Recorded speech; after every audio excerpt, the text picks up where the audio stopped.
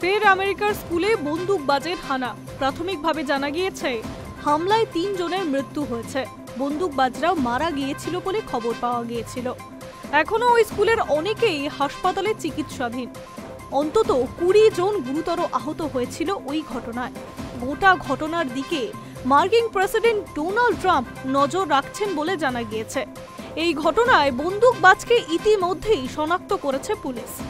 রবিন ওয়েস্টারম্যান নামে ২৩ বছর বয়সী ওই রূপান্তরকামী ৩টি আগ্নেয়াস্ত্র নিয়ে হামলা চালিয়েছিল মিনিসোটা প্রদেশের মিনিয়াপলিসের একটি ক্যাথলিক স্কুলে।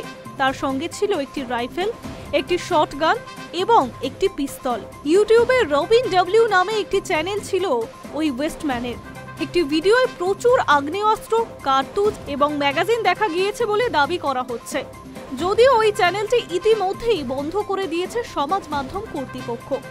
ট্রাম্পের রিপাবলিকান পার্টির রক্ষণশীল নেতা লরা লুমার এই সংক্রান্ত কিছু আগ্নেয়াস্ত্রগুলির ছবিও পোস্ট করেছেন সমাজ মাধ্যমে। লুমার জানিয়েছেন ওই আগ্নেয়াস্ত্রগুলি মিনিয়াপলিসের স্কুলে হামলাকারী ওয়েস্টম্যানের। আগ্নেয়াস্ত্রগুলির গায়ে মার্কিন প্রেসিডেন্ট ডোনাল্ড ট্রাম্পকে খুনের হুমকি লেখা আছে। এছাড়াও ভারত এবং ইসরায়েলের বিরোধী কিছু মন্তব্যও লেখা রয়েছে ওই আগ্নেয়াস্ত্র এবং ম্যাগাজিনের গায়ে। ম্যাগাজিনের গায়ে লেখা আছে, ডোনাল্ড ট্রাম্পকে খুন করো, ট্রাম্পকে এখনই খুন করো, ইসরায়েলের পতন হতেই হবে, পুড়িয়ে দাও ইসরায়েলকে। আবার একটি আগ্নেয়াস্ত্রের গায়ে লেখা ছিল, ভারতে পরমাণু বোমা ফেলো। ওই লেখা সহ আগ্নেয়াস্ত্রের ছবি সমাজ মাধ্যমে পোস্ট করে রিপাবলিকান দলের নেত্রীর দাবি, ভারত বিরোধী এবং ইহুদি বিরোধী প্রচারের দ্বারা প্রভাবিত হয়েছিল হামলাকারী। আগ্নেয়াস্ত্রর গায়ে লেখাগুলি থেকে তা স্পষ্ট বলে মনে করছেন তিনি। প্রসঙ্গত ২০২০ সাল পর্যন্ত ওয়েস্টম্যানের নাম ছিল রবার্ট। পরে তিনি নিজে মহিলা হয়েছেন। রবার্ট থেকে তিনি হয়েছেন ওয়েস্টম্যান। আমেরিকার হোমল্যান্ড সিকিউরিটি দফতরের সচিব ক্রিস্টি নোয়েম জানিয়েছেন, ওয়েস্টম্যান নিজেকে রূপান্তরকামী বলে দাবি করেন। হামলাকারী রাইফেলের ম্যাগাজিন ট্রাম্পের খুনের হুমকির কথাও লেখা রয়েছে বলে জানা গিয়েছে।